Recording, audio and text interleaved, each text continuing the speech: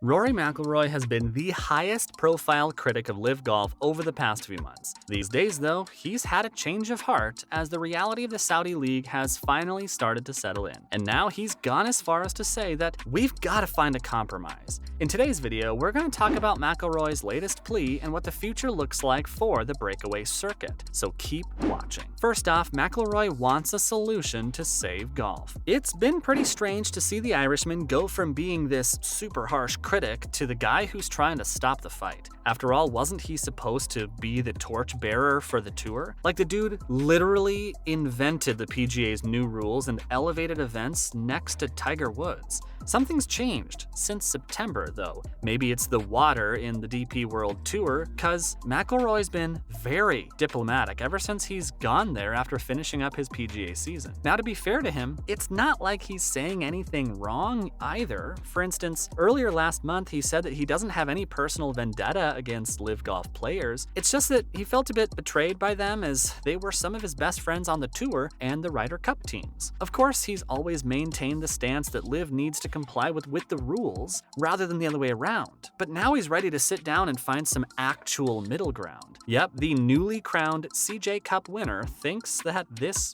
rift between the two entities is destroying the game of golf. And the sooner we find a compromise, the better it'd be for the sport. What's more, he also noted that despite all the hurdles of the lawsuit, which is still supposed to happen in 2024, and everything else that's going on, we just don't have enough time to let these things fester any longer. Up next, McIlroy explains why the rift isn't good for golf. Now, it's pretty easy to just say that we don't want LIV Golf and the PGA Tour to fight anymore. But apart from the whole, it's taking focus away from the course, there hasn't been a solid argument from either camp. In fact, if anything, the past year has shown us that the game desperately needed some competition. The tour, for instance, would not have brought all these revolutionary changes to its format without the Saudi League giving it some tough competition. Likewise, the breakaway circuit's simpler formula has attracted even those fans who'd never watched a round of golf before this. So there's definitely some good that comes out of the fiasco. Still, now that things have started to settle down a bit, there's a conversation to be had about their differences. And that's exactly what the Irishman's leaning into as well. According to him, golf just isn't a massive sport like soccer, whether we like it or not. Sure, millions of people watch the major tournaments, but other than that, there really isn't much to it. Plus, the power hierarchy of the sport is also concentrated in a few places. You've got the PGA Tour, the DP World Tour, and LIV Golf. Other entities just aren't strong enough to make a case for themselves.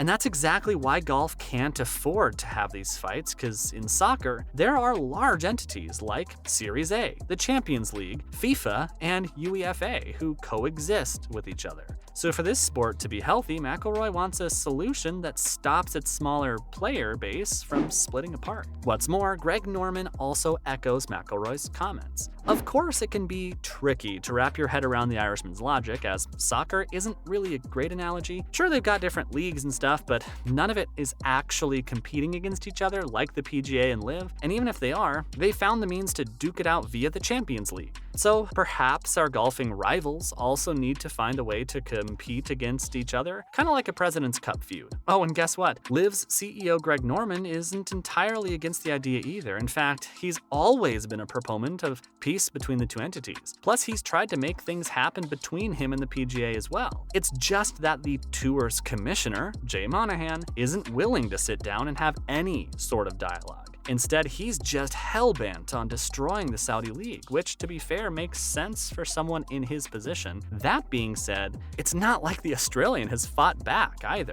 In October, for example, he said that the time had passed for dialogue and LIV doesn't care about the tour's demands anymore. But now, much like Rory McIlroy, he's also had a change of heart. Speaking in an interview, Norman said that there's always room for the PGA Tour to sit down and understand his position. Not only that, but he's even got a solution in mind already. So the ball is in Monahan's court. Really, because LIV has tried to sit down for a dialogue multiple times at this point. Let's talk about the future of LIV Golf after its initial season now. First up, does the Saudi League need to be more competitive? Alright, so there's a reason why everyone on the tour is scrambling for peace talks now. Yep, it's the thing they've dreaded the most. LIV Golf is actually successful. Well, sort of. You see, the league's been utterly dominant in the news cycle throughout its inaugural season as Norman continued to nab top stars like Cam Smith and Dustin Johnson. And their events haven't been bad either, with some nail-biting finishes. So what does the future hold in store for this new golf circuit? Honestly, at this point, the sky is the limit. But getting there isn't going to be easy because in spite of all their success, they've still got some pretty critical shortcomings. The competitiveness, for instance, has been a thorn in LIV's side. According to most analysts, their athletes aren't competing at their top levels. As a matter of fact, Data Golf even assigned skill-based ratings to all golfers and concluded that a top PGA star could step into a LIV event and win it at least once in 11 tries. Now that may not seem like much, but trust us, it's a lot. The issue seems to be pretty fixable though. For starters, it's the first season with invitationals, which most people don't take that seriously anyway. On top of that, players are still adjusting to their new surroundings and party atmosphere.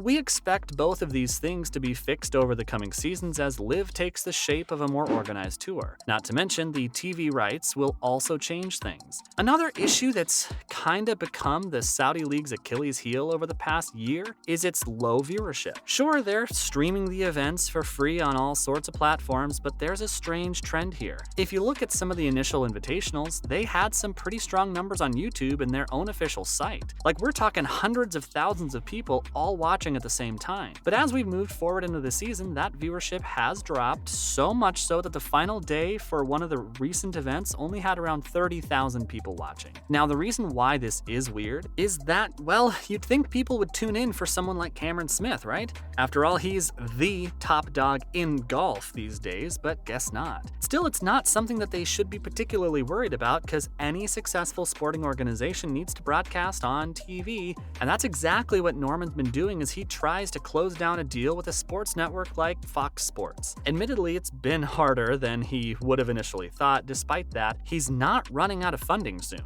Plus, we're sure he'd be able to find some adequate broadcasting partner by 2025, which is the current deadline for the money to run out. Besides, even if he doesn't, there's always the option of setting up an in-house production. Finally, Greg Norman is key to LIV Golf's success. No one can deny the insane impact the Aussie legend has had on the Saudi League so far. From convincing top talent to defending his circuit in front of the entire world, he's done it all. And it wouldn't be a stretch to say that LIV Golf wouldn't have been a success without him. Like, of course the money helps, but you can't undermine the legend's pull either. But even though he's done a lot for the league already, there's still a ton of work left to do. The OWGR ranking points, for instance, are gonna be the next major milestone toward LIV's legitimacy. And then there's the lawsuit coming in 2024 as well, so the management needs to make sure that Greg Norman's still here, pulling the strings in the future, because without him, the entire operation falls apart. Oh, and that's the worrying thing too, as he's gone underground over the past few months after attracting controversy. But hey, at least he said that he doesn't want to leave anytime soon.